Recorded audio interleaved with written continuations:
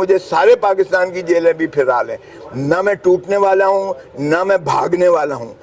یہ تو کہتے ہیں نا کہ تسبیح میرے پاس بھی ہے، میں کسی اور کے سامنے نہیں کہتا ہوں، لیکن ہر دفعہ معافی مانگے کہ معاف کیجئے جاتے ہیں۔ نواز شریف آتا ہے تو ایک ایک دن میں ٹھک ٹھک ٹھک ٹھک، نیب کا بھی، یا آج بھی آپ سے تاریخ لے رہے ہیں یا کہ سرکاری وکیل، وہاں تو سرکاری وکیل بن بلائے آتا ہے، کچی پیشی پر آتا ہے اور کہتا ہے جی لے لیں اس کی ضمانت۔ تو بڑا تلخ ہوتا ہے، کڑوا ہوتا ہے، اس کا جواب مسکرا کے تو آپ دے سکتے ہیں، اس کا جواب اور کوئی نہیں دے سکتا۔ ضمانت میں طوالت کر رہا ہے، جبکہ وہ پہلے ان کے پیش رو جو منتخب وزیر اعلیٰ تھے عثمان بزدار صاحب، انہوں نے یہ درخواست نواز شریف کی جانب سے مسترد کی تھی۔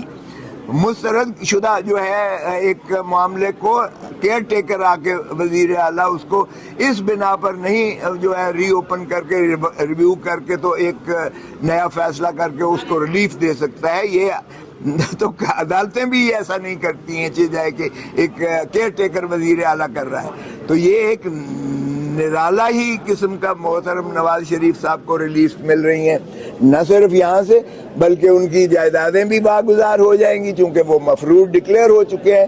ان کی پرپیچول وارنٹس کو بھی وہاں کے نائب عدالت نے وہ معطل کر دیا اور ان کی ضمانت لے لیا اسی نائب عدالت نے جس نے پہلے 5 سال پہلے ان کو سزا کی تھی۔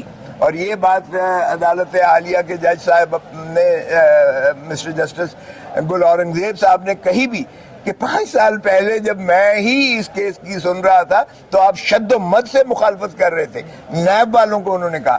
آج یہ بالکل آپ کا رویہ ہی مختلف ہے، آج آپ کہہ رہے ہیں، کنسیڈ کر رہے ہیں کہ نواز شریف صاحب کی ضمانت لے لی جائے۔ تو یہ 5 سال میں کون سی تبدیلی آئی کہ آپ کے ذہن ہی بدل گئے؟ تو آپ اس پر بھی بتائیے گا۔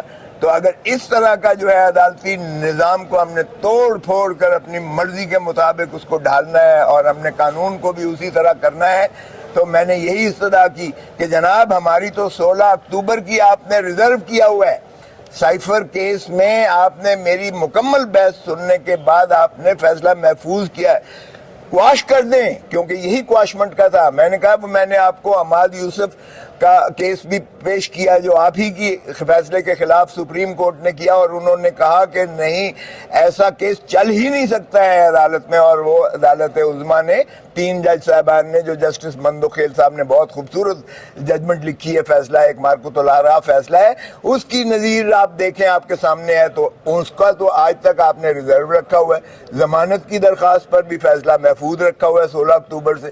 نواز شریف آتا ہے تو ایک ایک دن میں ٹھک ٹھک ٹھک ٹھک، نیب کا بھی، یا آج بھی آپ سے تاریخ لے رہے ہیں یا کہ سرکاری وکیل، وہاں تو سرکاری وکیل بن بلائے آتا ہے، کچی پیشی پر آتا ہے اور کہتا ہے جی لے لیں اس کی ضمانت۔ تو یہ آپ اس کی بھی پذیرائی کر رہے ہیں، تو میرے ساتھ بھی وہی سلوک کریں جو نواز شریف صاحب کے ساتھ کیا ہے۔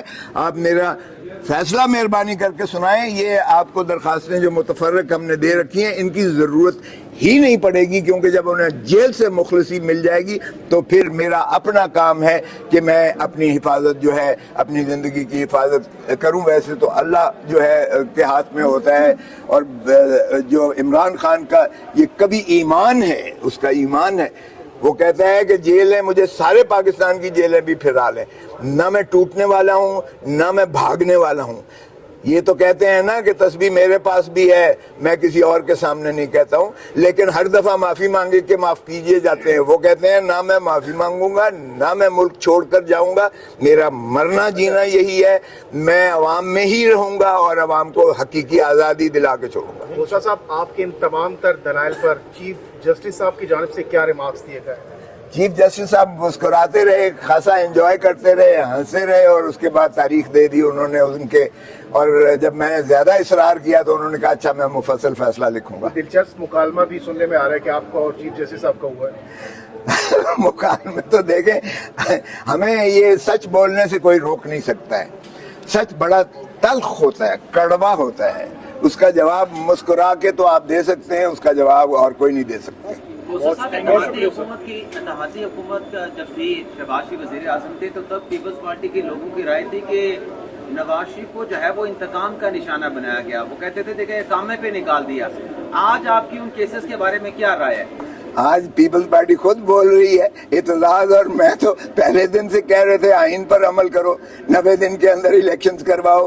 اور نواز شریف کو جو سزا دی گئی سزا تو دیکھیں میں انچارج تھا اس کا, خود چیئرمین بلاول بھٹو زرداری نے کمیٹی بنائی تھی جس کی سربراہ میں تھا as secretary general Pakistan Peoples Party. میرے ساتھ فاروق نائک میری نیچے تھا, میرے نیچے یہ جو ہے اپنا وہ تھے نیر بخاری صاحب تھے. 4 رکنی ہماری بینچ تو وہ تھی جو ہم نے پاناما لیگ کے سارے چھان بین کر کے کیا تھا. پاناما لیگ کو پاکستان کے تفتیشیوں نے نہیں کرایا تھا, دنیا کے انویسٹیگیٹو جرنلسٹ تھے جنہوں نے کیا تھا. اس کے بعد براڈ شیٹ کو پاکستان کی گورنمنٹ نے ہائر کیا جنہوں نے دنیا کے ایسٹ ریکوری یونٹس کو جو ہے فعال کر کے پیسے دے کر انہوں نے ان کے ایسٹس اور پراپرٹیز کی.